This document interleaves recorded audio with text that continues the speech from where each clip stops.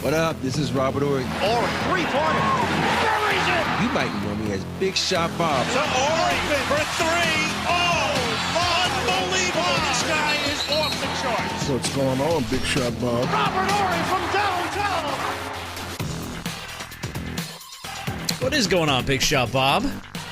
Life. Life is going on. My favorite time of the year. Hell yeah. It is our last show before the Christmas break. We're going to call it episode 193 of the Big Shot Bob podcast. That's B-Dog Brandon Harper. My name is Rob Jenners. That is Spectrum TV analyst and Compass Media color play-by-play guy. Yeah. Robert Ory. We were talking about your new gig before the show started. Do you want to tell everybody kind of what you're going to be doing? Because people are probably going to be hearing you now on a bunch of stuff across the country. Compass reached out and wanted me to do college basketball. So I'm going to do a little color analyst for college basketball. Me and Matt Money Smith, who I know from LA. So it's going to be fun. It's a new adventure for me. Have you ever done anything like that? No, I have not. You've never done this before. I've never done this before. And they reached out to me. So I'm figuring they must, they see what I do on Spectrum. So they're like, okay, let's try them on this. So I'm excited, man. Just because, I love college basketball because I think now when you watch college and watch pros, this is going to sound really weird, but somehow college players, they play a little bit harder than the guys in the pros. No, that doesn't sound weird at all, actually. No, that sounds about right on cue. Yeah. I don't know. I'm excited, dude. I'm excited to hear. You were running down some of the games. Tell us there's one in there. There's one monster that you're going to be calling. Of course they got me covering like 3 Alabama games, but the one I'm most excited for is Duke versus North Carolina, a rivalry game like that in basketball, ACC. And two of the biggest marquee college basketball programs in the country. Exactly. Yeah. And part I like best though is like these guys, historic programs. I've never had a chance to play against Duke, but I played against North Carolina. I played in their arena, and so it's just fun to watch college basketball, man. Because pros don't get started really till after the All-Star break, and we got a minute for that. So yeah. Oh yeah, well, we got a minute. Well, good for you, dude. Congratulations. Thank you. I'm excited to see how you do, and we're excited to carry. There's a good chance that we carry that game in Atlanta, the Duke North Carolina game. Yeah. So you might be on our radio station, man. Yeah, and the crazy part, like I'm a tough critic, and for me, I'm gonna watch everything I do, and if I don't like it, I'm gonna like, yo, this ain't for me. I suck at it. So I don't think you're gonna suck though. You're honest. You're easygoing. You're more or less easy to work with. So I think it'll be fine, man. Yeah, and you know Matt, so it'll work out. Mm-hmm. Yeah, I mean it's not. Yeah, I think it's gonna be good, dude. I'm excited for you. Congratulations. That's awesome. Thank you. A little more exposure for Big Shot Bob. Yeah. Do we want to talk about the NBA Cup final tonight? I mean, there's not much to it except for the fact that it's going to be the Bucks and the Thunder. I like the matchup. I think it's cool. I do have a funny clip of Giannis talking about the NBA media. Let me play this for you real quick. This was Giannis the other day on somebody's podcast talking about how the NBA media reacts to everything. You beat the team. Like today. Vegas, baby, the Bucks are rolling. They're going to Vegas. Blackjack. Wow. And the day you lose, they suck. They get him out of here. Trade Giannis, and he has blood in his hands, and nobody wants him, and he can shoot and lick and blah blah blah. Bad team at 0 IQ. I'm like, guys, yesterday I was the best player in the world. he turns into a Japanese guy in the middle too, like Vegas blackjack hurrah, like out of nowhere. But he's look, I mean, we all know this because we talk about it all the time. The media in general, especially the NBA media and the sports media, we love to overreact to stuff. That's what we do. It's who we are. We're going to take every storyline and we're going to extrapolate it out into a bunch of stuff that maybe doesn't apply. But $500,000 on the line tonight. Yes. For each player who wins this game. And there was, I think I saw, was it Giannis? I can't remember who it was. It might have been Shea. Somebody was talking about the fact that they're not trying to pay attention to the paycheck. They're just trying to get out there and play. And it's like, that's got to be in the back of your brain, though, man. Bullshit. Yeah. What a little kid when you need a bullshit. Because think about it. This is an extra game, and it's $500,000 on the line. Even though these guys make a shit ton of money, $500K is a lot of money, especially for that guy who's a 12th man, ain't making that much. Hell That dude yeah. probably he gonna be with ML Carr tonight with that towel. Let's go, baby, because he know that's gonna make a difference in his Them bench lifestyle. riders are your biggest cheerleaders tonight, man. Yeah. So yeah, they gonna play hard. You know, anytime you put money on the line, it's up there with winning Larry O. So they gonna play hard. They will. Yeah, they man, the Hawks just couldn't get it done. They should be in this position. They should be the Hawks versus OKC. Looks, the Hawks need something to hang their hat on right now. So, but I think they nice. do. But I think they do because I mean, no one ever would have thought they would have been in that position anyway to be even to go to the finals. So I think there's no need to hang their head. It's a lot of season left. They can use this to continue to get better and move forward, and at least make a statement to say, you know what, when people play the Hawks, this is not some thing where they can just walk in, get a win, and just walk out. Nah, it ain't. No, if you want that win, you want to fight for it. Okay. Who you guys got in this game tonight? Who do you think wins this thing? I'm leaning Thunder. I'm going Bucks. Bucks. Okay. I'm going Buck. Oh wow, everybody's going Bucks. I'm gonna go Bucks because I think the Bucks are hot. Mm-hmm. Okay. I think they're fair. rolling. Yeah. That's fair. I'm leaning Thunder. For what it's worth, Darvin Ham remains unbeaten in NBA Cup games. Just for what it's worth. Yeah. Just throw that out there. I do find it funny that we're on trade deadline watch already too. Trade deadline until February 6th. We already got a bunch of people in the hopper. The one I've seen a lot, and it seems like he's in this conversation every time we talk about the trade deadline, is Jimmy Butler. Yeah. And now it's the Warriors that are saying that they would be like really interested in Jimmy. Yeah, you got to give up a lot for Jimmy though, man. Would that be would that be a fit for him? You think about it, I would love to have it, just see the drama between him and Draymond, because both of them are strong-minded individuals who want the game to be played the right way. So that would be something special to watch that. So who knows? There's a lot of this. I'm trying to see what else is on this thing. There's so many. Houston or Dallas for Jimmy. Also, both of them in the mix. I could see Houston maybe. Well, he's from Houston, but I think you're going to have to give up a lot of your young core probably to get him over there, right? But I also think Houston is out because of Ime Udoka's comments, even when it came to James Harden, any other veteran. Go win a title. Don't come here. If you're wanting to win a title, don't come here. These guys are not ready. And I also think that's somebody like Jimmy. Heard. Yeah, to somebody like Jimmy, somebody like James, they also, I don't want to say this in a bad way, but they kind of stunt the growth of the youth. The reason why this team is growing the way that they are is because they're allowed to grow. And I think when you bring somebody like Jimmy in who is wanting to win a title, it kind of takes away from other guys in their development. So I think that takes Houston out. Dallas might be interesting.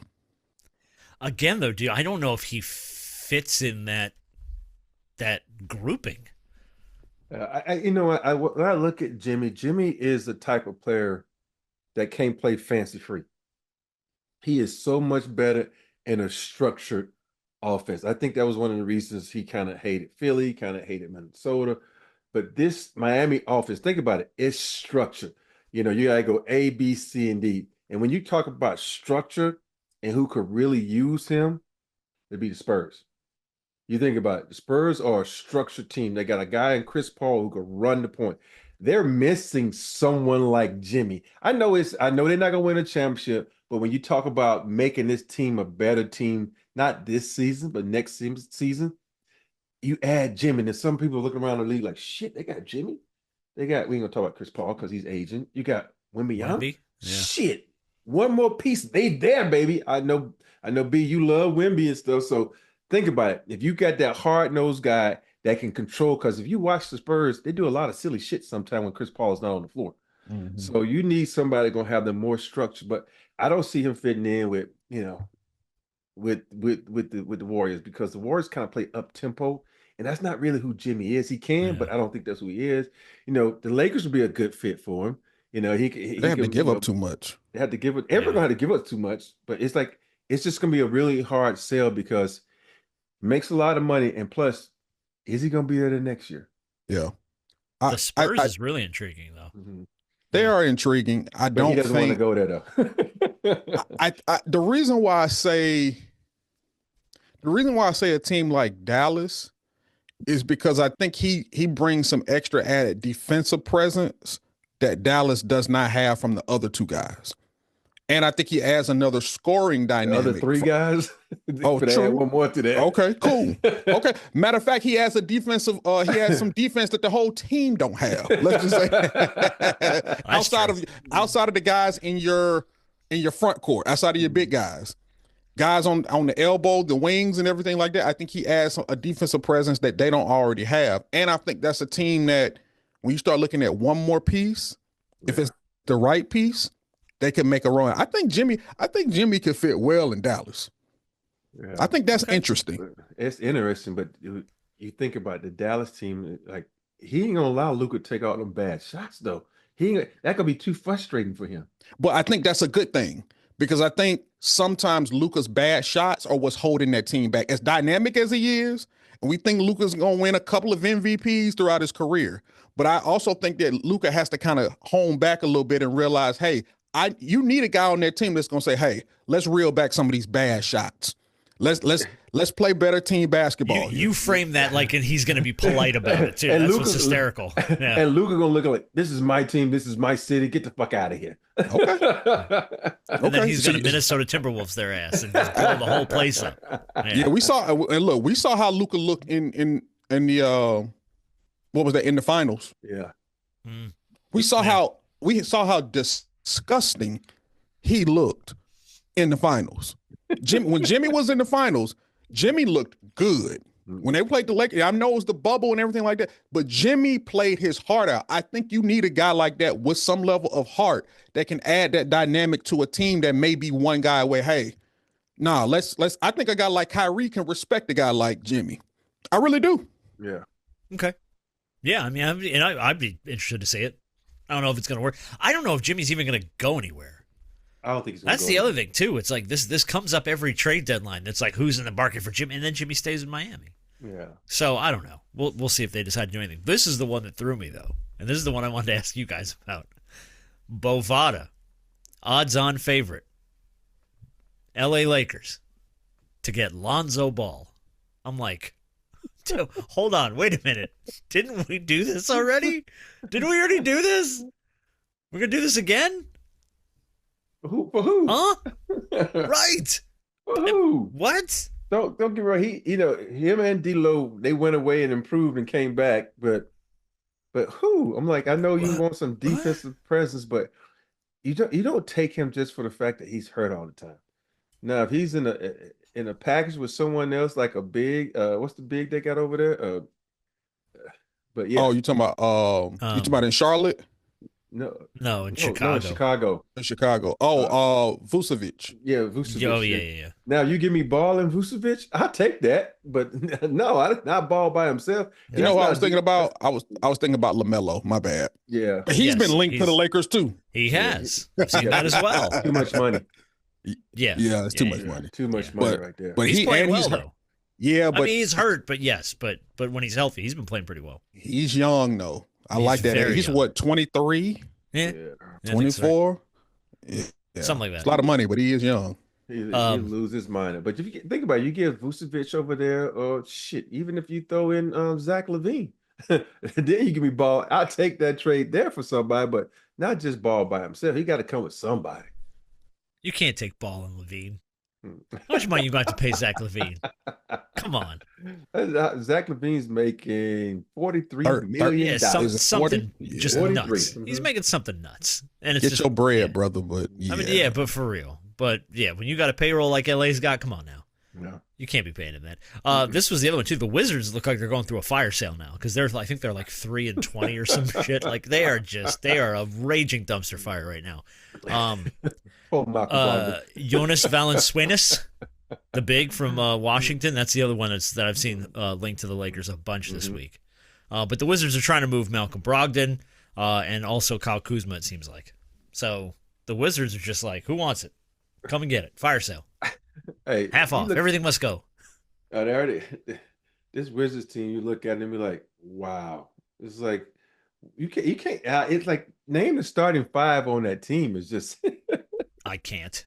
I think I just gave you 3 of them in the trade package. It was like Brogdon, Kuzma, Jordan Poole, Valanciunas, and I couldn't even tell you who the 5th is. But the crazy part about it, if you want to do a dumpster sale, this is a good team because they don't have anybody making a lot of money. Jordan Poole is the highest paid player on that team, making $29 million. But it'll be very interesting to see who goes where. But I guarantee, if I'm one of these players and I'm like, oh, the Wizards, oh, no, not me.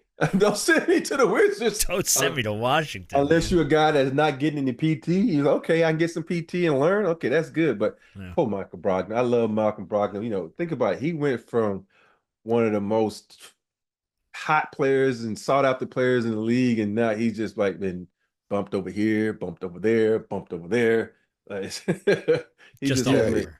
Yeah. It's DC is a place that you go to make your money. You ain't going there to win. Yeah. That's right now. No, that probably not ever. Functional. Yeah. I can't remember a time when the Wizards were really that good.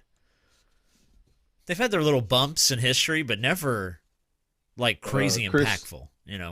Chris Webber, when they had Chris Webber, the Webber years. Yeah, and they were the Bullets then.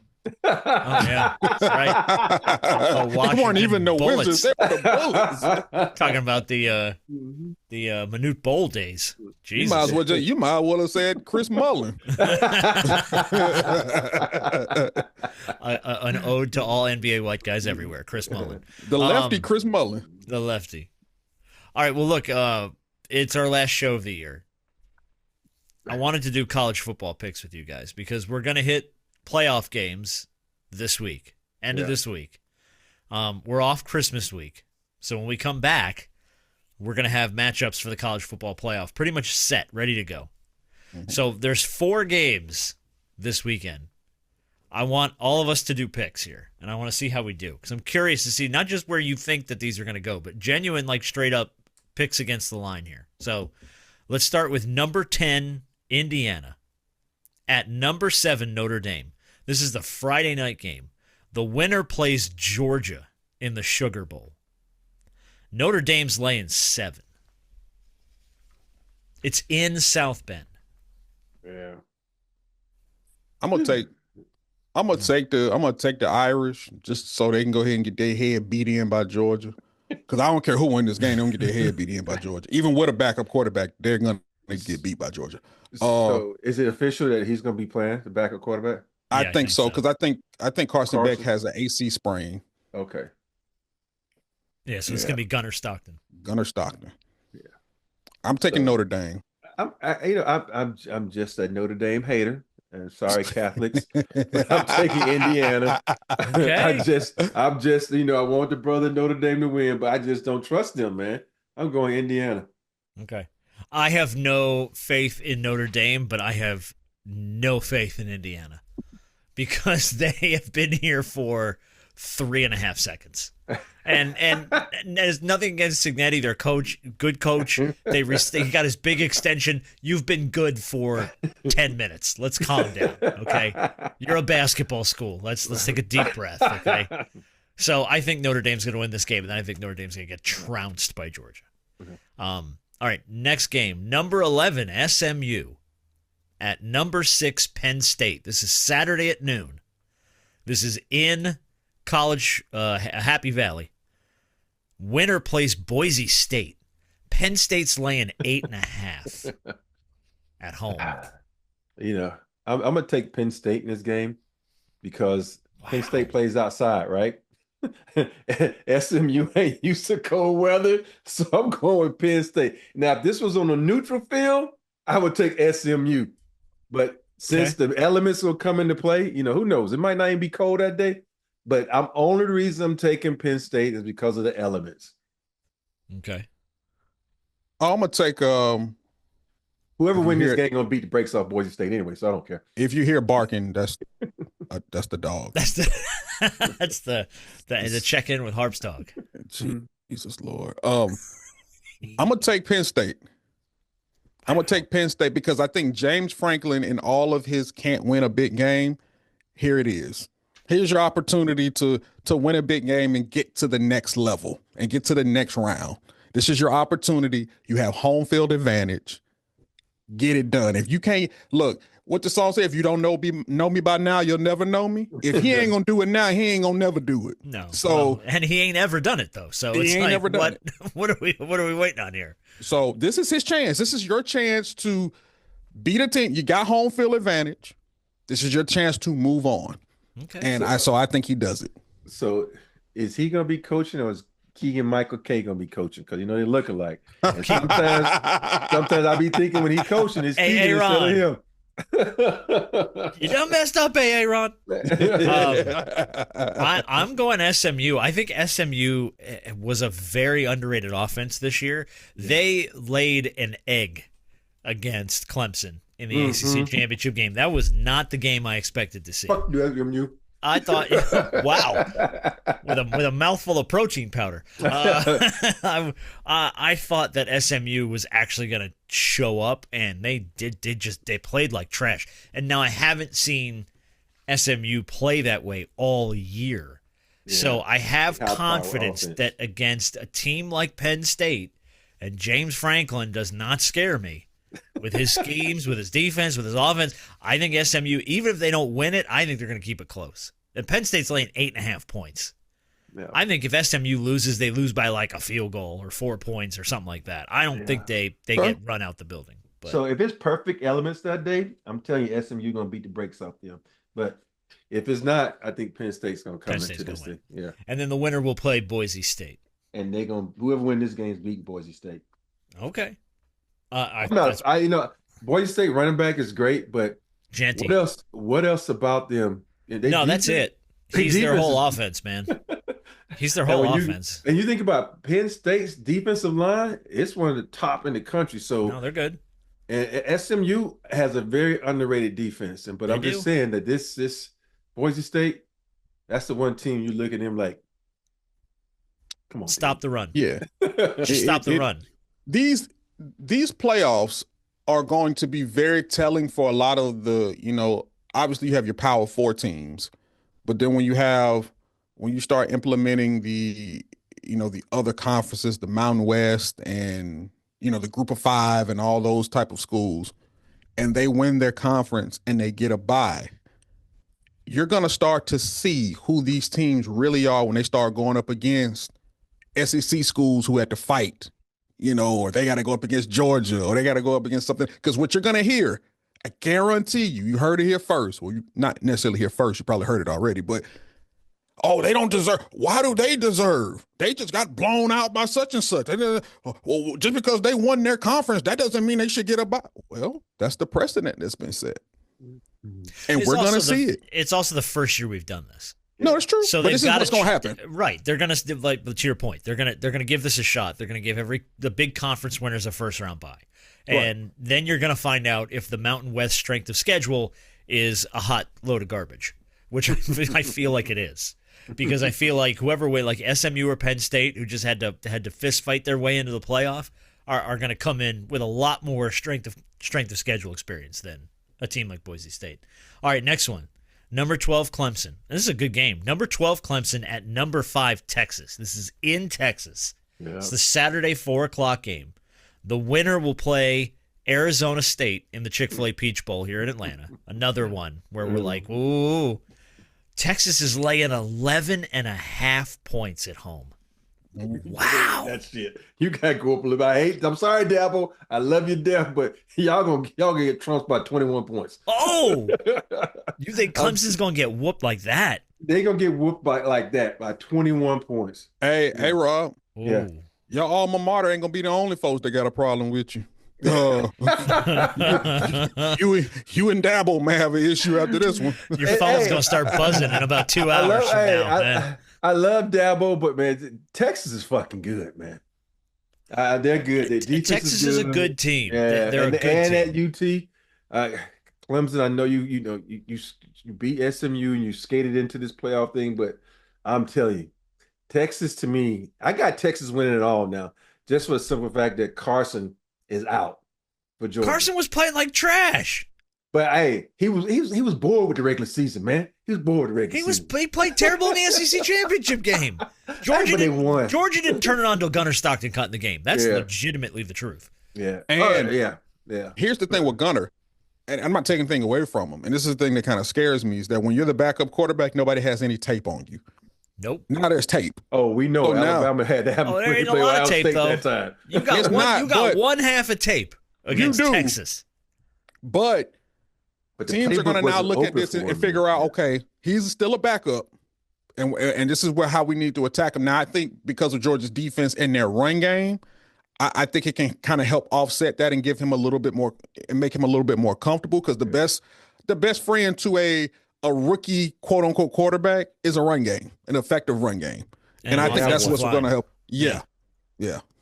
So I think that'll help, but I think Kirby's going to put him in a position to where, hey, I don't need you to be all world. I just don't need you to turn the ball over. Yeah. All right, who you got, B? Texas Clemson. Texas laying 11.5 at home.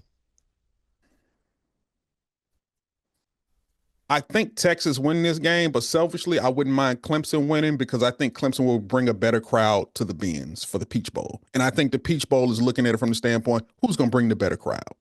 I don't think Texas is going to want to travel to Atlanta again. No, we're just here. Yeah. I don't think you talk about richest schools in the country. You're right. I get that. I understand. But I also think money. You're right. But I also think because Clemson is closer and a lot of people don't think they should be here, I think that crowd going to be amazing because a lot of them live here and Clemson, South Carolina ain't no drive from there to Atlanta. It ain't that bad. Yeah. But you still forget though, you still got to get there. And Texas got a lot of money. And they don't care. I think Texas they wins have the a game. huge following. They following is gigantic. Well, and remember too, this game's in Texas. Yeah, so I think this is a Texas home game for Clemson. Yeah, I think Texas wins it, but I'm gonna tell you this: boy, let Clemson find a way to upset this team. I'll tell you what, man. If Clemson beats Texas in Texas, punch my money for Clemson to go to the national championship game because I don't know if anybody's going to be able to stop them. If you beat Texas in Texas, and they've been playing way better, Clemson, way better than they did at the beginning of the season. It happened, yeah. What's his name from ESPN? Emmanuel Acho, who played at Texas. Yeah, they did the thing where everybody was picking. Guess who he had in this? Guess who he had as a national title matchup? Who? Georgia Clemson. A rematch of game one. I was gonna say that didn't work out week one, so and he has Clemson winning it all. Wow. All right. Well, I think Texas is gonna win. He just had to be different. I think Texas is gonna win, but I don't think it's gonna be a rout. Yeah. I don't think it's gonna be what Rob said with 21 points. I think Clemson's gonna keep it within a touchdown, maybe 10 points. And Arch Manning might start. 11.5 is a big number to cover. If Arch Manning starts, it's really gonna be a blowout because he's a better quarterback than you are.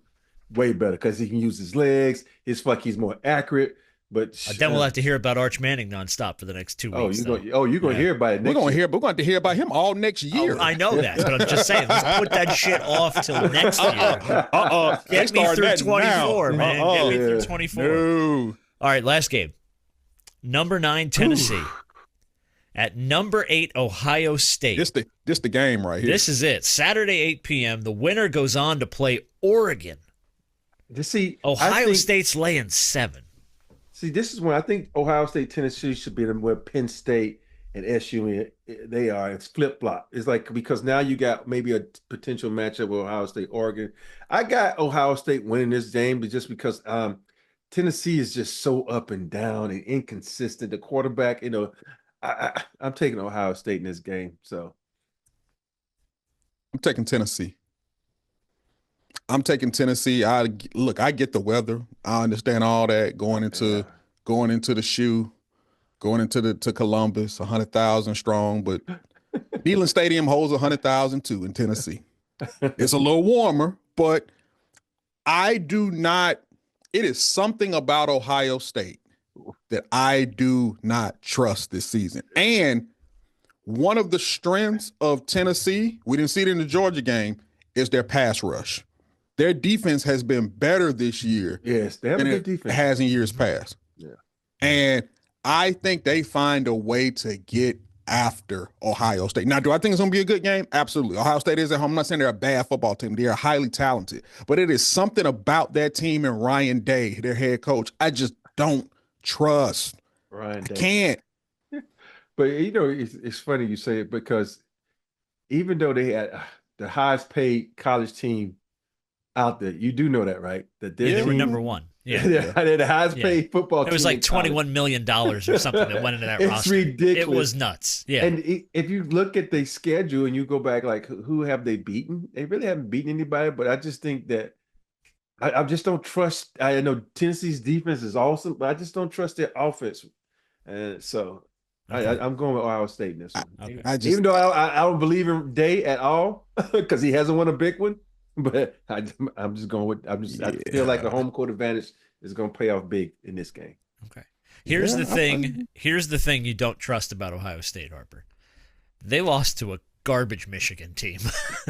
They can't never beat Michigan. They lost to and Michigan. It was hot garbage this year. I think they lost to Michigan at last. They were not the defending national champs. They were a whole different team. Has it been 4 straight or Ryan Day is 1-4 versus Michigan? Yes, I think. I don't think. No, I don't know if he's beat Michigan. Has he beat Michigan? No, he's 1-4. Is he 1-4? Okay, I think he's beat him once. All right, he's beat him once.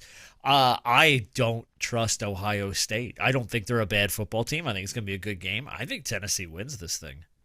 I think Tennessee by like a field goal, not by much. And you said that team, the winner of that game, goes to play Oregon? That game, they go on to play Oregon.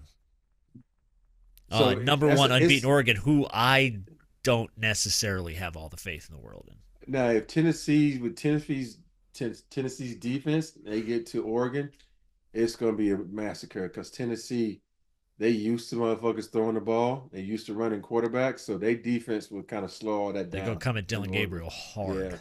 Yeah. I mean, I think that's a tougher game than the Ohio State game. We'll see. All right. Well, I got everybody's picks. It was funny enough, Rob, you and I picked the opposite of every single game. We did not agree on one of these. We picked opposite on every game. No, are you taking Clemson over Texas? I think Clemson covers. I think Texas is going to win the game, but I think Clemson is going to cover. Texas is laying 11.5 points at home. Okay. I think Texas will win it, but I think Clemson is going to keep it within probably a touchdown. Gotcha. Okay. So I think Clemson's going to cover. Rob, you said they won by 21. Shit. I won't. Don't get me wrong. I texted that to Dabo. I would love for Clemson to beat Texas. Even though it's the SEC, and I shouldn't be saying that, but I got to root for my boy. Look at you. No, I'm just you asking. I'm going with my head. My head says Texas 21. My heart says I want Clemson. There's two different things, so I'm always going to go with the old noodle says. So at least you're thinking with the right head. All right. The Freddie Freeman baseball. Did you see this story this week? Like 1 point some million. $1.56 million. Oh, it went up to 1.5? The Grand Slam walk-off Game 1 of the World Series ball. The family that caught it put it up with an auction house. It's the third highest selling baseball in history. Any shot what the other two in front of it might have been? I just know it's the Mark McGwire one, right? Mark McGwire's 70th home run ball is number one. From 1998. Any guess on number 2? Number 2 is what's the guy name for the Yankees? It's the drop ball of Aaron Judge. Oh no, it's not that. You hear about that one? Yeah, I did. Yeah, but no, I don't know. I don't know what the second one is. It's Shohei Ohtani's 50th. When Shohei hit the 50th out, that one is the second highest of all time. This one went to when I saw it was going up for auction, I was like, okay, couple $100,000 probably. Yeah. I never in a million years thought it'd go for $1.5 million. Me never. either. And it's a cool moment. I mean, it's the only walk-off Grand Slam in World Series history. That's dope. But 1.5, I didn't see it being like the third highest baseball of all time. I just didn't see that. But, man, if there's any piece of sports memorabilia, you have a blank check. Is there anything that jumps out to you like, man, it would be cool to have that?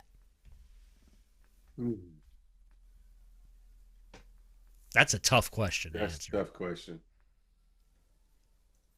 Um, Because I'm not gonna lie, you have something I would love. You've got Kobe Bryant game used jersey, don't you?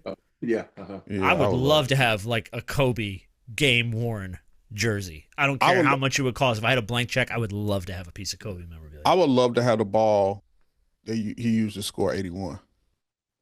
Well, that's a good one. That's a good one. And have him sign it. Yeah. Obviously. Well, yeah. That's the only way you can authenticate it if you sign it. Yeah. Oh man, that's crazy. I think I will have to go with the jersey when Hank Aaron Hit remember? 715. Oh, hit 715. Oh my yeah. goodness, you'd have to rob Cooperstown to get that. Well, I'm just you asked me. So You go. you think about it. Think about that jersey, man. And you know, at that time in history, Hank Aaron, and man, like I tell you, one time I was at an event with a bunch of athletes, and Hank Aaron walked in. You'd have thought every major athlete turned into little kids because they were just like, "Oh, Hank, Hank!" And everybody just went up to like was saying, "Can I get a picture?" I mean, these are like top tier athletes, you know. Yeah. So it was like all trying to get a picture with Hank Aaron because that's just history right there. So I think the Hank Aaron jersey would be my. That's I met him one time Mm-hmm. working with the Braves, and I got to shake his hand, and I think it's like the closest I've ever been to like royalty. Because I felt like I was meeting like the king. It was like this was like you're meeting somebody whose name and reputation is larger than anything that you can comprehend. And like you said, like major athletes, stars, superstars, they turn into little kids around him. It's Hank Aaron. Oh my God, it's Hank Aaron. I shook his hand and was like, I just shook Hank Aaron's hand. I'm never washing this hand. Like, Yeah, I had the pleasure of like I was at the World Series. It was the World Series or something at Astros game. And I felt someone tap me on the shoulder. It was Muhammad Ali. I felt like I was melted like into wow. So that Muhammad Ali was when he talks about athletes, Muhammad Ali and then Wilt Chamberlain before he passed away. He and I had the same heart doctor. And I was coming out, he was coming in. He's like, "Yo, fella, how's it going? What's wrong with you?" And though I got to make Wilt. And so it's just like, so those I've been able, you know, that's the thing about being a Laker, man. You get the privilege of meeting so many freaking people. Oh, I can't imagine. They come to games and stuff, and it's just awesome. I can't imagine. Yeah, my stepdad has a pair of Ali gloves that he bought at an auction that are signed by Ali. Yeah. And he's like, "You won't get these till I die." I was like, I'm not going to sell them, but yeah, okay, thanks. They'll go in the office somewhere. They'll go in the office somewhere. All right. I wanted to mention this story from the NFL. Devondre Campbell in San Francisco. He's a linebacker for the 49ers. Got suspended this week because he just decided he didn't want to play for the 49ers anymore. Third quarter of the game, they lost to the I think it was to the Rams. Yeah. Last week. Yep. He just didn't go in the game. He just he looked at Kyle Shanahan and said, "No, I'm not going in." And they're down like 2 linebackers in San Francisco, and he's just like, "No, I'm good." So then after the game, you got George Kittle and all these guys just hitting the podium, just crushing him. I've never had a teammate quit. Just quit. And he wasn't holding out for anything. Mm-hmm. He's got a 1-year deal in San Francisco. The team's not very good this year. They have not found a way to win. They've been hurt like crazy. And he just didn't want to play. Just said, "No, I'm good." Now he's like the most hated man in San Francisco. Like the whole city hates him. Hey, they needed another scapegoat. Something, right? Get the spotlight off Kyle Shanahan, put it on Devondre Campbell. But have you ever had a teammate just like, "No, I don't want to play"? I've done that before where I'm like, "Man, I'm not going to the game. Fuck that." You know, but because when you get to a certain point in your career and you want me to play scrub minutes, I'm like, "I'm not playing scrub minutes. Give that to someone else that's give that to them." But it wasn't anything malicious because the coach would be like, "You want something?" Like, "No, I want that. Oh, I don't want to fucking play in the game." And that's how it is. But why would you do that? Like, are you winning? Are you blowing a team out, or are you losing? Like, why would you not want to go? Well, been on both of those because I'd rather for the dude behind me that doesn't get any playing time to get out there and play. And this only happened like 11 years in. You know, Phil has asked me plenty of times. Pop has asked me plenty of times. And it's not like the coaches, they would come out to you and say, "Do you want to?" And you say no. They don't say get in there. I've been told him to get on the nine. I'd be like, "No, let him play." He said, "You sure?" Like, "Yeah, let him play." And it's nothing like with any ill intent or malicious behind it. It's just like when you're a vet do you really want to go out there and play those last like 6 minutes against guys who can either get you hurt or is just going to crush your stats? So he's like, no, let someone else play. That's what. But this situation I know is totally different because they needed him, and he said, nah, I'm good. So it's going to be really hard for him to get another deal anywhere else. Yeah, that's the other thing too. I don't know how you go anywhere now, because that's the story. The story is you just didn't play. You quit. You quit on your team. USFL? When they needed you, you walked out, Mm-hmm. and he got suspended. Apparently, his locker's been cleaned out. So I mean, he is gone. Like he is cut from the team. You ain't gonna see him no more. Well, they suspended him. So what this right, did but his shit is gone. Like they've cleaned his locker out. Yeah, they've done that, but they've kept him on the roster to prevent him from signing with any other team. So not only are you not going to play for this team, we're not going to release you to give you the benefit to go play for somebody else. Right. So but you're still going to have to have a deal next season somewhere. And how do you even negotiate that deal? I mean, that's cool, but you know, the NFL fraternity is small. You know, they're like, everybody sees this. Now, he may get a deal to play somewhere, but like, dang, if you don't want to go out there and play for them, what makes you think you want to come out here and play for me? Well, you know, when you have a history of not, you know, and you get tossed to the side by the 49ers, you don't ever get another job. So, and the thing is, here's the thing about it. One of the reasons why he don't want to go in is because Dre Greenlaw, who is the starting linebacker who tore his Achilles running out on the field in the Super Bowl last year, came back. And I guess Devondre felt, you know, hey, I'm a starter in this league. Now that Dre is back, I should still be getting a lot of playing time. He decided not to go in now that his starting spot is no longer available. But I'm like, bro, you rotate guys. Like, guys need a win. He just coming back from an Achilles, so he may not necessarily be fully in the shape. They need you.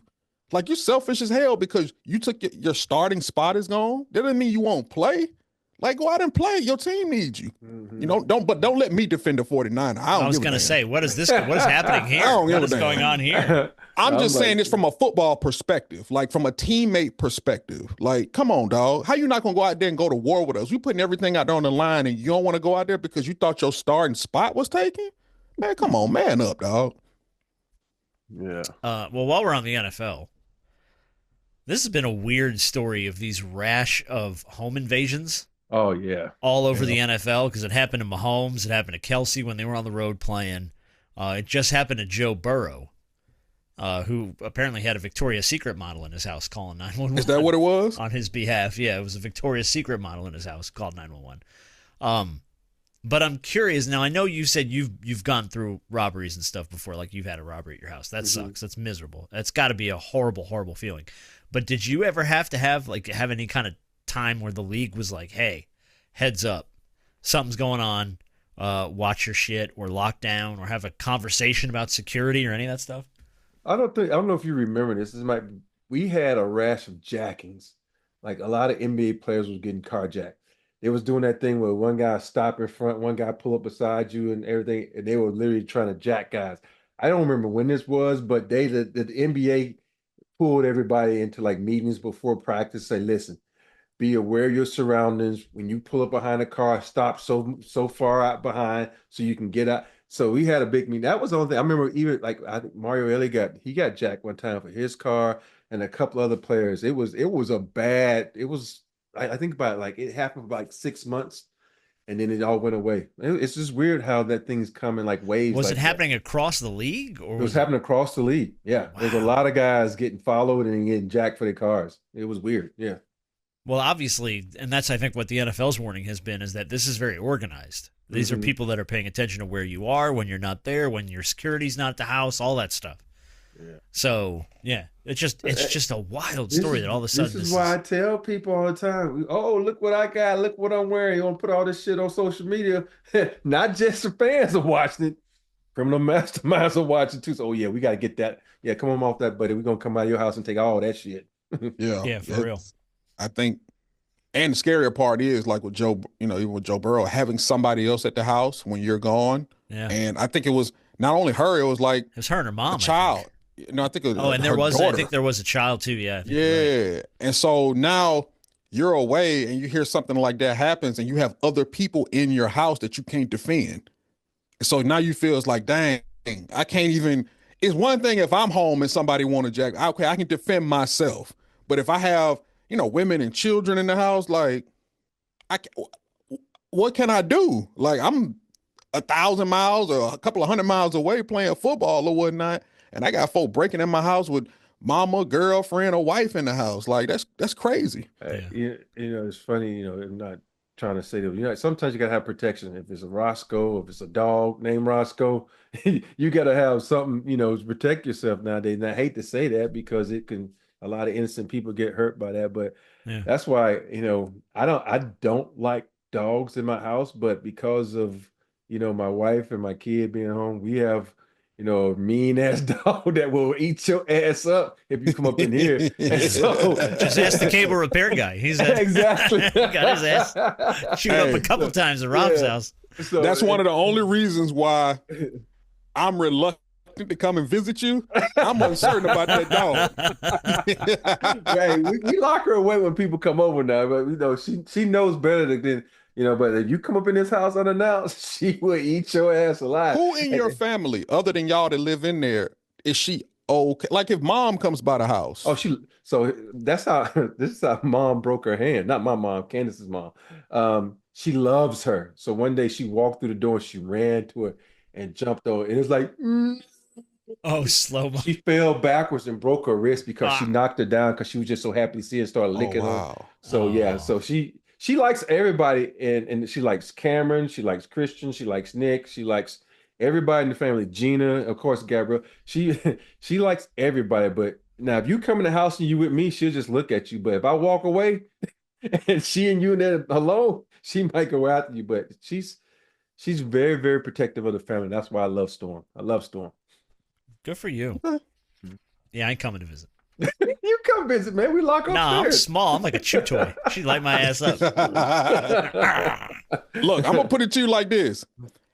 I ain't outran a dog, ran from a dog in a minute, so I don't know how I'll do. But I promise you, if I got to, I'll turn into Usain Bolt and everybody else you can think of if I'm running from a dog. Because at that point in time, I dig down into the depths and get speed that I ain't never thought I had. I'm gone. Hey, just find a table and jump up on the table. That's what. Oh, you ain't got. I'm jumping up on anything. No. Harp gonna be like 3 blocks away. What are you talking about? Jump on the table, man. You ain't got to tell me twice. All right, I'm going to do a fun big shot of the week this week, and then we're going to play a Christmas edition of Rapid Fire.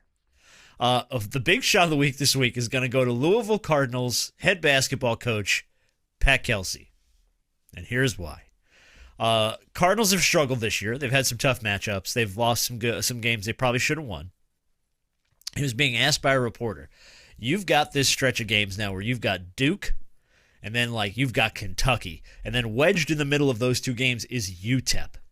So it's how do you get, up for Duke and then play down for UTEP and then get right back up for Kentucky? There's got to be an emotional swing. Here was Pat Kelsey's answer.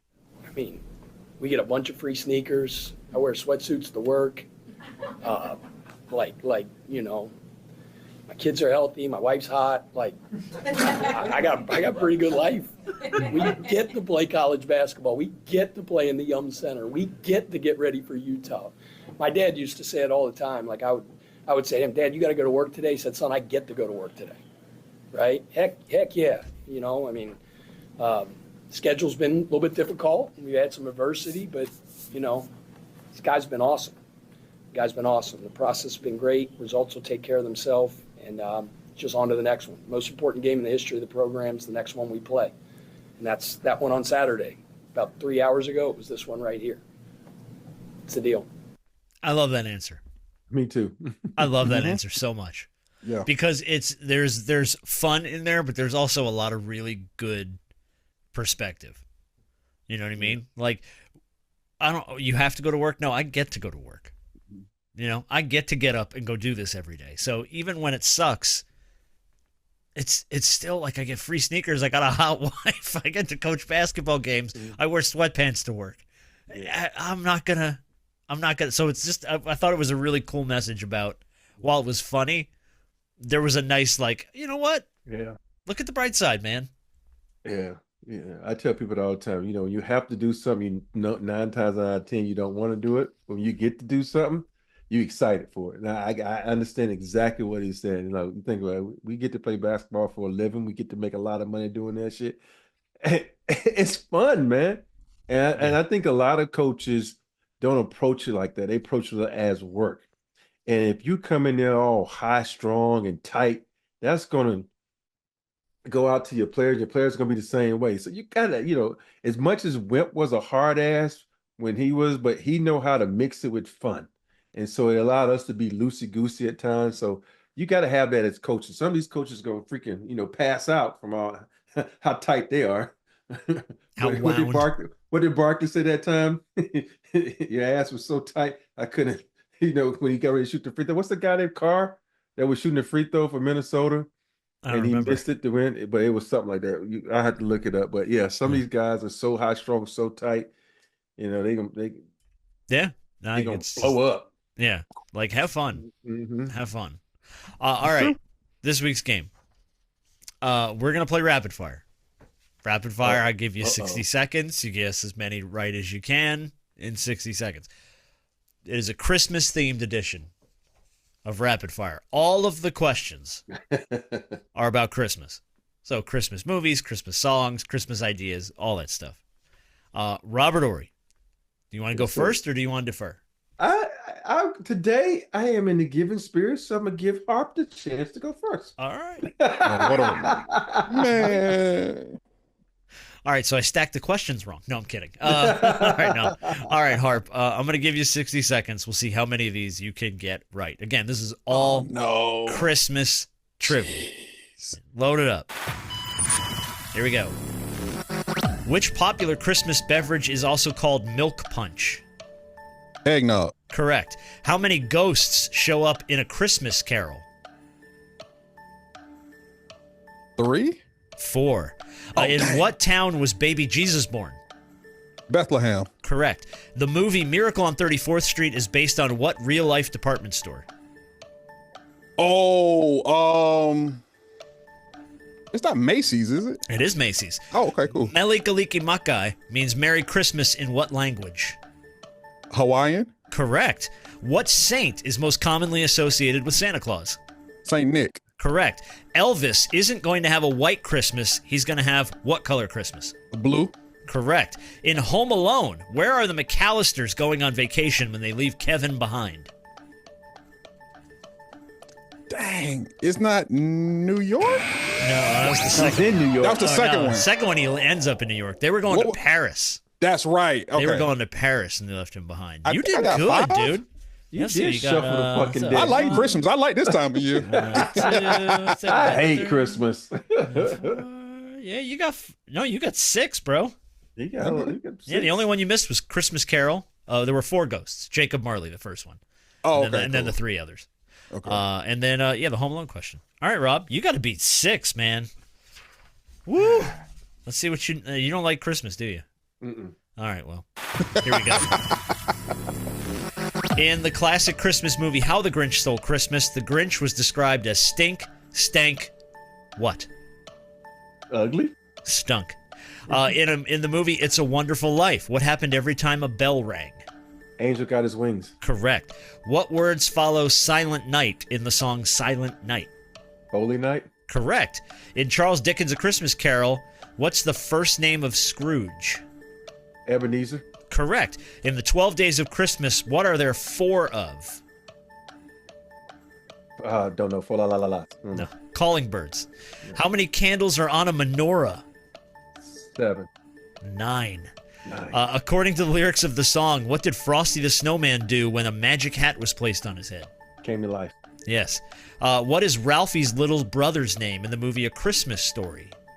Tommy. No, Randy. Which Christmas... Oh. Yeah, you do not. You are the Grinch who stole NBA I don't know Christmas. who the fuck is Randy. What are you talking about? I can't put my arms down. Randy in A Christmas Story. I can't remember the last time I watched it. What the fuck? Christmas Story is on TBS for 24 freaking hours during Christmas every year. You're right. Story? And I'm watching another network. If it ain't Die Hard Christmas movie, I don't watch it's it. It's Ralphie. It's who wants the BB gun for Christmas and I takes thought it was place in Wreck-It like Ralph. the 40s. I'm thinking Wreck-It Ralphie. There you go. There's the name of this week's show, Wreck-It Ralphie. Wreck-It Rob. Wreck-It Rob. Yeah, let me see. How many did you get here? Let's see. You got Angel Got His Wings, Holy Night, Ebenezer Scrooge, and Frosty. You got 4. Yeah, Hart whooped you, man. Wow. You gave Hart the fucking softball questions. Well, no, not all of them, because there was some of them I was surprised I got. You opted to go second. Please name me one. Macy's was easy. Nah, because I really wasn't sure about that when I had a thought. So I just said the first thing that came to my mind. All right. Well, Rob, you get to go first in round 2. 1, 2, 3, 4. I like fucking doves. No birds. 4 calling birds. Yeah. All right. I'm ready. Okay, are you? I'm trying to think of the name of that damn song. I was like, the 12 Days of Christmas. All right. Here we go. Let's go. All right, Rob.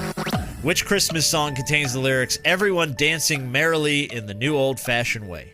I don't know. Rocking around the Christmas tree. Which of Santa's reindeer also has the same name as another holiday mascot? Rudolph. Cupid. In the song Winter Wonderland, what do we call the snowman? Frosty. Parson Brown. In the movie Elf, name any of the rules that are the code of the elves. I don't know. All right, there's a bunch. Treat every day like Christmas, all that stuff. In The Nightmare Before Christmas, Jack Skellington has to save Santa Claus from what villain? Jack Frost. Oh, Oogie Boogie. In 1995, what toy with origins in Sesame Street became one of the biggest Christmas sensations ever? Tickle Me Elmo's correct. Toys for Tots is run by what reserve branch of the military? Army. 2. Oh, National. They got 1. It's the U.S. Marines. You got 1. It's the Marines. All right, Hart. Man, that's not. I think this is a fucking setup today. How is this a setup? You clearly hate Christmas. This is not a setup. This is a fucking setup. These are Christmas questions. Have you never seen The Nightmare Before Christmas, the Tim Burton movie with Jack Skellington? Yeah. Are you kidding It's been me? a long time since I've seen it, but I've never seen that. You've never seen Elf?